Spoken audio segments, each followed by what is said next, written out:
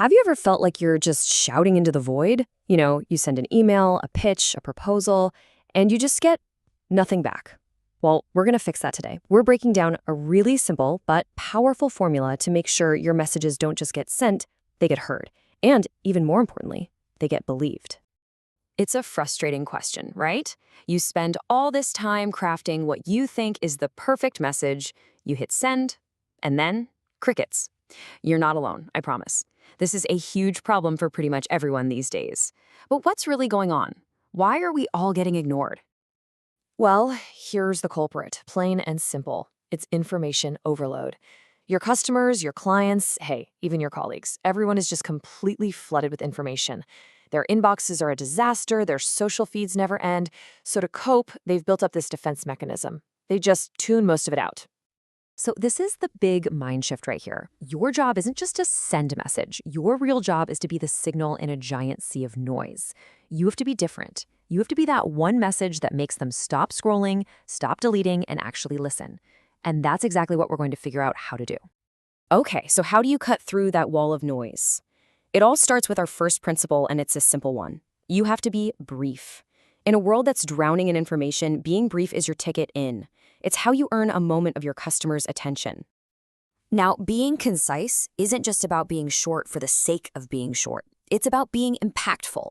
It means trimming all the fat from your message until only the most powerful, benefit-driven core is left. Every single word has to earn its spot.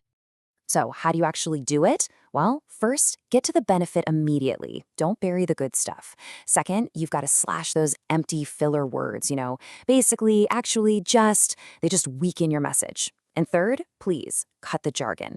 Instead of saying, we'll leverage our synergistic core competencies, just say, we'll use our team's strengths to get the job done. See the difference? Keep it short and keep it powerful. Okay, so you've done it. You crafted a brief, punchy message, and you got their attention. You're in the door. That's great. But that's only half the battle, because getting them to listen for a second is one thing. Getting them to actually believe what you're saying is a whole other challenge. And that brings us right to our second principle, being believable. This is everything. This is where you build the foundation of trust. Think about it. Without trust, a concise message is just, it's just clever advertising. But with trust, it becomes a genuine solution to their problem. Look at this. Over here on the left, you've got the trust destroyers, overpromising, making these wild claims, sloppy writing, and aggressive tone. But on the right, these are the trust builders, simple honesty, real evidence to back up what you say, professionalism, and just a respectful tone. The side you choose here makes all the difference. We've all seen a claim like this a million times, right? Our product saves 20% on energy costs. It's brief, it gets right to a benefit, so hey, it passes that first test. But as soon as a potential customer reads this, a giant question mark just pops into their head. And that question is, can you prove it? Because an unsupported claim is just a boast, it doesn't build trust, it actually creates skepticism. So how do you provide that all-important proof? You back it up with solid proof. Let a happy customer say it for you with a testimonial. Show them the numbers with hard data from a case study. Or, and this is my favorite, show, don't tell. Give them a product demonstration. Each of these things transforms a simple claim into a believable fact.